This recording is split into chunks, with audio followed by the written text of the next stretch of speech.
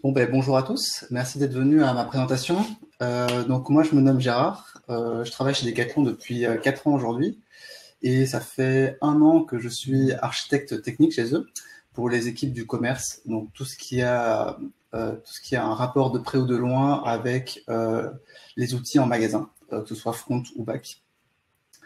Donc avant de commencer cette présentation, hop, je switch, voilà.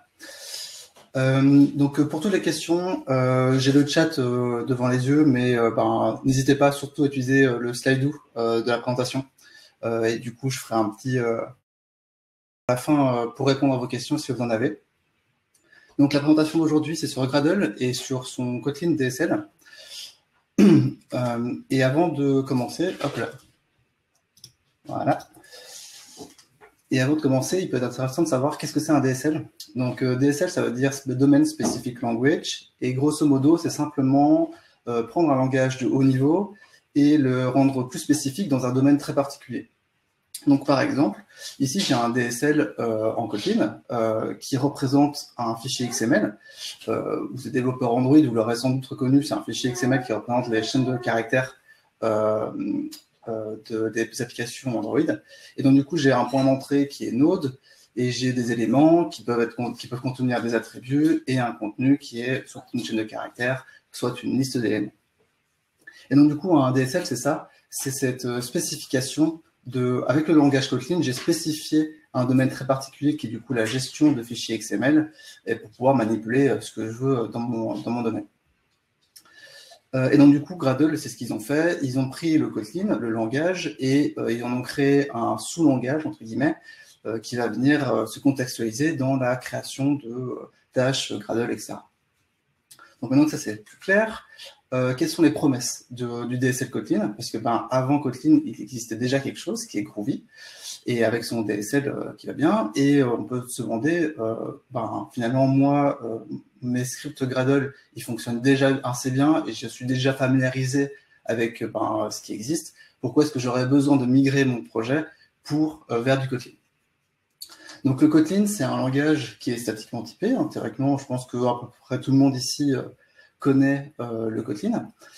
Et le fait d'avoir un langage qui est statiquement typé, vous avez une idée assez précise du contexte dans lequel vous êtes. Et donc, vous pouvez avoir un certain nombre de choses que ne vous permet pas forcément le Groovy, notamment tout ce qui est refactoring, autocomplétion, etc. Donc ça, personnellement, c'est une des killer features pour moi, parce que entre le Groovy, où j'ai aucune autocomplétion et je ne sais pas vraiment ce qui marche et ce qui ne marche pas, et le Kotlin, où je sais exactement dans quel contexte je suis, je trouve que ça fait une grosse différence. On a aussi une expérience en termes d'IDE qui est bien plus supérieure que le Groovy. Pour rappel, Kotlin s'est développé par JetBrains, qui développe IntelliJ, qui est à la base de Android Studio, etc. Et Android Studio fonctionne assez bien, fonctionne très très bien avec Gradle. Et donc du coup, le fait de développer en Kotlin nos scripts Gradle permet d'avoir tous les outils déjà intégrés dans IntelliJ dans nos scripts Gradle. Donc tout ce qui est, comme je le disais, refactoring de code, etc., extraction de fonctions, d'attributs, etc.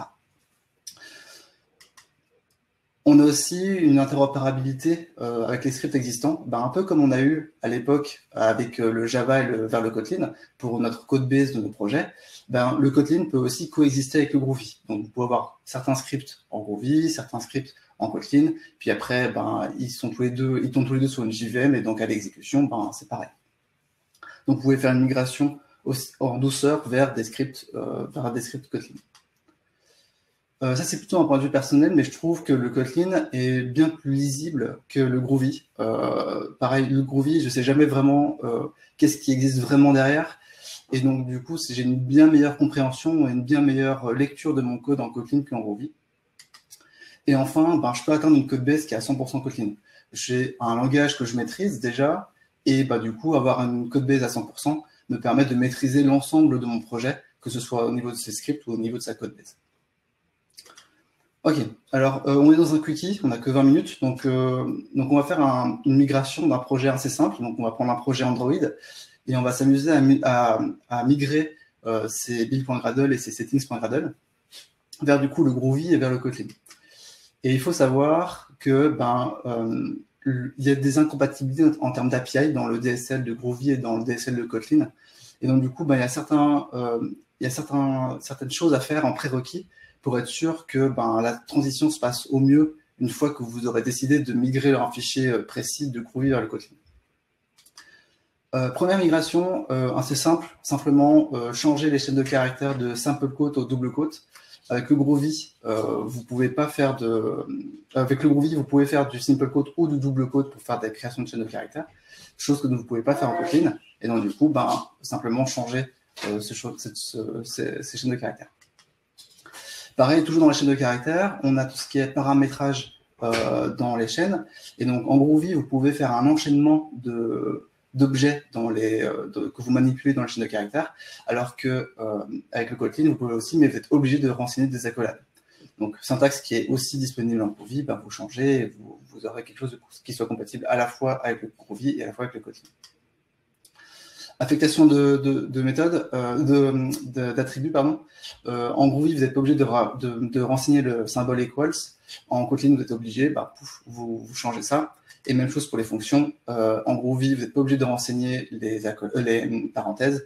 En Kotlin, vous êtes obligé, vous changez aussi. Et dernier changement que vous pouvez faire en avance, c'est le bloc plugins. Donc, théoriquement, je pense que quasiment tous les scripts qu'on utilise aujourd'hui utilisent la syntaxe apply plugin pour chaque ligne de vos plugins que vous voulez utiliser dans votre projet. En Kotlin, le DSL ne permet pas cette syntaxe-là. Donc, vous êtes obligé d'avoir un bloc plugins avec dedans tous les identifiants des plugins que vous voulez utiliser. Ok, donc là, on a fini de se préparer. On va commencer à migrer notre projet. Donc, on a un projet avec 3 modules, plus un en particulier qu'on va aborder un peu plus tard. Et donc, on va commencer par un fichier assez simple qui est le settings.gradle, qui, pour rappel, va venir renseigner tous les modules que vous avez dans votre projet.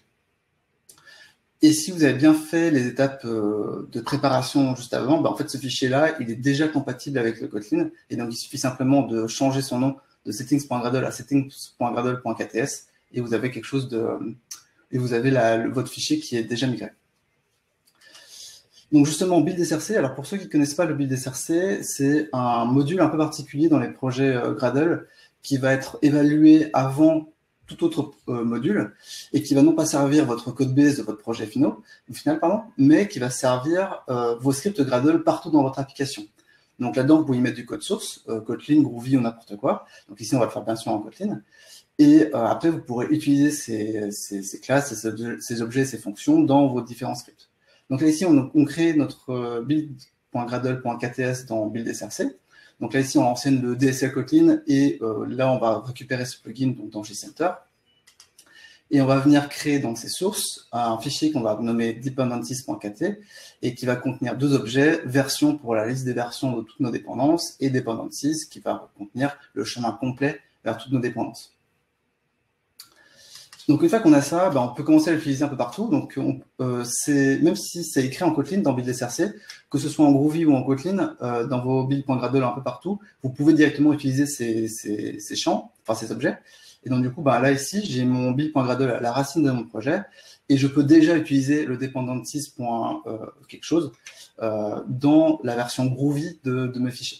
Mais donc, du coup, je change mon build.gradle en build.gradle.kts et donc là, mon build script est déjà compatible. C'est-à-dire que le DSL Groovy est équivalent au DSL Kotlin. Par contre, quand vous créez un projet Android, en général, vous avez une tâche qui s'appelle clean, qui est à la suite de ce build script, et lui, par contre, n'est pas compatible. C'est-à-dire que la création de tâches en Groovy et la création de tâches en Kotlin est complètement différente de l'une à l'autre.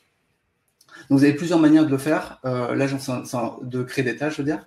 Là, c'est une d'elles. Donc, vous avez un bloc tasks dans lequel vous avez des affectations des créations de variables qui seront les noms des tâches que vous allez créer. Et donc là, ici, je crée une tâche clean qui est de type delete. Et dans la lambda, c'est le comportement que je veux faire pour la tâche clean. Et donc voilà. Là, j'ai créé ma tâche et potentiellement, je peux en créer plusieurs si je veux et faire ce que je veux. Maintenant, on va rentrer dans les build.gradle un peu partout dans nos modules. Et donc, vous êtes développeur Android, donc vous le savez, vous avez votre bloc plugins parce que vous avez préalablement changé les applis plugins. Et vous avez un bloc Android qui est toute la configuration de votre module Android dans lequel vous avez déjà le default config et le compile SDK qui est migré vers le Kotlin. Par contre, vous avez 12 autres blocs potentiellement. Ici, j'ai le build types qui vient renseigner du coup tous les build types que vous avez dans votre application. Donc en général, release et debug au minimum.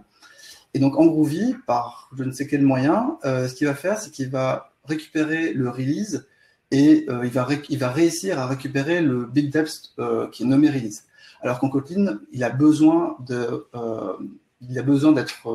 d'avoir des indications qui vont lui permettre d'aller rechercher quelque chose qui est nommé release. Donc en gros, on va appeler la fonction named, on va mettre en chaîne de caractères le build type qu'on va récupérer, donc ici release, et après dans sa lambda, on va venir configurer release. Et vous l'avez vu aussi, on a une propriété qui change de minify enabled à isMinify enabled, et donc on a ce même comportement aussi pour le data binding. Le data binding, donc là on est sur un truc un peu vieux, parce que maintenant il y a le binding, mais soit. Et donc en fait, ce qui se passe, c'est que, alors pareil, je sais pas par quelle magie, mais en fait, Enable n'existe pas réellement dans les API internes du plugin Android. Et donc du coup, comme Kotlin a besoin de se fier à la propriété exacte, ben, on va renseigner isEnable à la place de Enable. Donc j'imagine qu'il doit y avoir du sucre syntaxique quelque part avec le Groovy, avec les getters, etc. Mais je connais pas assez bien le Groovy pour savoir comment ça fonctionne et pourquoi ça fonctionne. Ok, on va s'arrêter là pour la migration. On est sur un truc assez simple, hein. Je vous donnerai en fin de talk des références vers des projets et vers des articles de blog que vous pourrez consulter si vous voulez avoir des exemples un peu plus compliqués. Notamment si vous commencez à faire du publishing d'artefacts, etc. Il y a énormément de choses plus conséquentes qui changent du Groovy vers le Kotlin. Mais donc là, ici, j'aimerais bien vous donner un feedback personnel de ce que moi, j'en ai ressenti quand j'ai migré mes projets du Groovy vers le Kotlin. Qu'est-ce que j'en ai tiré? Première chose, moi, le Kotlin, c'est un langage que j'adore. Et avoir une codebase qui est 100% Kotlin, ben, ça fait déjà plaisir. Et puis, comme c'est un langage que j'adore et que je maîtrise, ben, j'ai le sentiment de maîtriser mes scripts aussi. Donc ça, c'est super cool. Par contre, ben, on l'a vu aussi, il y a énormément d'API qui sont incompatibles de l'un à l'autre. Et donc, ben, il y a un effort de migration qui est non négligeable en fonction de la grosseur de votre projet. L'expérience IDEO, je disais en début de talk, le IntelliJ est un super bon IDE, et donc du coup, faire du Kotlin dans nos scripts Gradle ne peut être que bénéfique pour l'expérience. Par contre, pour une raison que j'ignore encore, parce que le Kotlin dans les scripts Gradle, ça fait un petit moment que ça existe, ça fait à ma connaissance en tout cas plus d'1 an, voire peut-être 2 ans. Quand vous créez un nouveau module, vous n'avez pas d'option qui permet de créer directement les builds.gradle en Kotlin. Et donc vous êtes obligé, à chaque fois que vous créez un nouveau module, de le migrer manuellement en Kotlin. Donc bon, alors en général, les builds.gradle sont assez simples, donc c'est assez simple de migrer rapidement le build.gradle en build.gradle.kts, mais c'est quelque chose qu'on aimerait bien en tant que développeur et en tant que feignant de directement changer, enfin de directement être créé quand on crée notre module. Je disais, je répète, tout ce qui est refactoring de code est possible hyper facilement avec le Kotlin. Par contre, on a tellement l'habitude aujourd'hui, et ça depuis des années, de faire du Groovy, même parfois sans le savoir, hein, parce que j'ai des collègues qui font du Gradle et qui savent même pas que c'est du Groovy derrière. Mais on a tellement l'habitude d'avoir cette syntaxe-là, ce DSL-là utilisé dans nos projets, qu'en fait, apprendre quelque chose, reapprendre comment faire des scripts Gradle avec un autre langage, alors que sur la toile, il n'y a pas grand-chose en termes de documentation, ben, c'est un peu compliqué de se mettre dans le bain. Et donc, la courbe d'apprentissage, elle est un peu faible au début. Et une fois que vous commencez à être à l'aise, parce qu'il n'y a pas non plus énormément de choses à connaître, ben, ça va déjà mieux. Donc, je disais, la documentation il y a peu de blog posts sur la toile. Par contre, la documentation est hyper fournie. Donc, si vous allez sur la documentation de Gradle officielle, vous aurez tous les exemples de code à la fois en Kotlin et en Groovy. Et je ne sais pas si j'ai fait à un moment donné, à l'époque, si j'ai fait une préférence quelque part, mais moi, il me propose même maintenant, avant le Kotlin avant même de me proposer le Groovy. Donc ça, c'est plutôt cool. Par contre, je disais, il n'y a pas énormément de blog posts sur la toile. C'est-à-dire que quand vous allez chercher quelque chose sur Google, n'importe quel autre moteur de recherche, ben, que ce soit sur Gradle ou sur Android, en général, s'il y a du Gradle qui est montré dans l'article ou quoi, ce sera toujours en général en Groovy plutôt qu'en Kotlin. Et donc en gros, sauf si vous cherchez quelque chose de très spécifique avec le Kotlin, il n'y aura pas grand-chose, quoi. Et donc du coup, la question à se poser, c'est ok, c'est plutôt cool. J'ai le sentiment potentiellement que ce serait intéressant de migrer vers du Kotlin, mais est-ce que je dois vraiment le faire? Est-ce que c'est vraiment intéressant par rapport à moi, à mon projet, à mon équipe ou quoi que ce soit? Donc ça dépend de tout ça. Grosso modo, si vous êtes à l'aise avec le Groovy et que vous éprouvez pas de sentiment de non-contrôle de vos scripts, restez avec le Groovy. Ce serait assez contre-productif de migrer de l'un à l'autre. Par contre, si vous avez un petit projet et que vous voulez vous essayer un peu à ce nouveau DSL, ça peut être intéressant soit de faire une migration en douceur parce que les deux sont compatibles entre eux, soit de migrer tout et puis de voir un peu comment ça se dépatouille. Et puis après, si vous avez un plus gros projet ou si vous avez une équipe qui est un peu frileux, comment dire, si vous avez une équipe qui maîtrise pas assez bien le Groovy, mais qui du coup aimerait bien faire le Kotlin, là ça dépend de vous. Il faudra vraiment avoir quelque chose qui soit pas on-off. Il faudra toujours pareil faire ça en douceur. Et potentiellement, si vous avez énormément de scripts Groovy qui sont justement pour le publishing ou pour que sais-je, pour l'automatisation via votre CI ou quoi, vaut mieux peut-être potentiellement faire des trucs ultra précis déjà en Kotlin et après faire la transition sur plein d'autres scripts, quoi.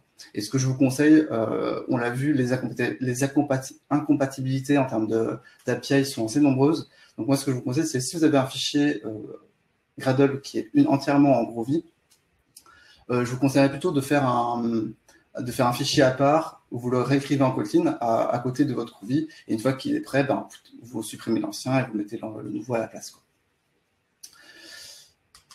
Je disais les références, donc tous les exemples de code que je vous donnais sont disponibles sur un sample que j'avais développé à l'époque pour le DevFest de Lille, donc sur mon GitHub. Il y a la documentation officielle du DSL Kotlin qui est hyper bien fournie, qui est sans doute le Getting Start par excellence du DSL. Et après, il y a 2 blog posts qui, moi, m'ont beaucoup aidé dans la migration de l'un vers l'autre, qui sont aussi des Getting Start, et qui, du coup, vous donnera des keys pour la migration. Merci d'avoir suivi mon talk. J'ai vu un peu de chat, je suis désolé, j'ai pas du tout répondu. Le chat était un peu loin. Donc, ce que je vous propose, c'est que je bascule sur Slido. Hop. Tac, ici. Comment on peut détecter les nouvelles versions des librairies avec build SRC? J'en ai aucune idée. Et en fait, le problème, il n'est pas que avec build SRC. Il est aussi, moi, avant d'utiliser build SRC, je mettais toutes mes dépendances et mes versions dans le build.gradle à la racine de mon projet. Et alors, quand vous renseignez vos dépendances dans vos build.gradle au niveau de vos modules, IntelliJ va venir vous highlighter les dépendances qu'il faut pouvoir upgrade, alors que ce soit renseigné à la racine ou dans le build SRC, il ne vous le proposera plus. Donc, j'aimerais bien que ce soit possible, mais j'ai jamais trouvé comment on pourrait faire ça. Salut, merci pour ce talk. Est-ce que tu as remarqué des différences de performance entre un build en Groovy et en Kotlin? À l'époque, oui. En fait, je disais, ce talk, j'ai joué avant au DevFest de Lille et j'ai un peu modifié mes slides depuis parce qu'en fait, à l'époque, donc il y a un an, c'était en juin dernier, par exemple, si je prenais l'exemple de l'autocomplétion, je mettais facilement 5 à 6 secondes pour avoir de l'autocomplétion à chaque fois que j'écrivais un caractère. Et donc, en fait, après, j'avais un freeze et puis c'était la merde, quoi. Et donc, en termes de performance, c'était vraiment pas terrible. Mais depuis, ils se sont nettement améliorés sur la performance et aujourd'hui, je vois très clairement aucune différence entre Groovy et Kotlin. Et limite, je dirais pas qu'ils soient plus performants, mais en tout cas, ils ont fait un énorme travail dans l'expérience utilisateur pour les développeurs dans tout ce qui est autocomplétion. Donc ça c'est cool. Peut-on faire en KTS peut-on tout faire en KTS? J'ai des soucis sur des partages de var hors build SRC. Peut-on tout faire? Alors, je n'ai jamais rencontré de... Tout ce que j'ai pu faire en Groovy, j'ai pu le faire en Kotlin. Après, de là à dire, est-ce que je peux tout faire en... J'ai des soucis pour le partage de variables hors build SRC. Personnellement, j'essaie toujours de mettre tout ce qui est commun et accessible à tout dans le build SRC. Donc, il y a peut-être un problème d'architecture. Mais pour le coup, pour le reste, j'ai jamais rencontré de choses qui n'étaient pas possibles en Kotlin alors que c'était possible en Groovy. Pas d'outil de migration automatique de dispo dans Android Studio. Non, en tout cas, moi, j'en ai pas trouvé. Il existe. Si la question c'est est-ce qu'il existe un outil comme on avait pour le Java, pour la code base Android, où simplement vous copiez-collez votre code Java dans des sources Kotlin, est-ce que ça va le migrer? Je l'ai pas testé avec du Groovy, mais pas à ma connaissance. Ça me semblerait. Ben non, parce que je l'ai testé à l'époque quand j'avais commencé. J'avais mes scripts Groovy d'un côté, j'écrivais mes scripts Kotlin, et en fait en les migrant, ben, j'avais pas de migration automatique. Okay. Éditer dans build SRC semble invalider des caches Gradle. Alors, ça semble pas être une question. Par contre, je peux pas te dire si oui ou non.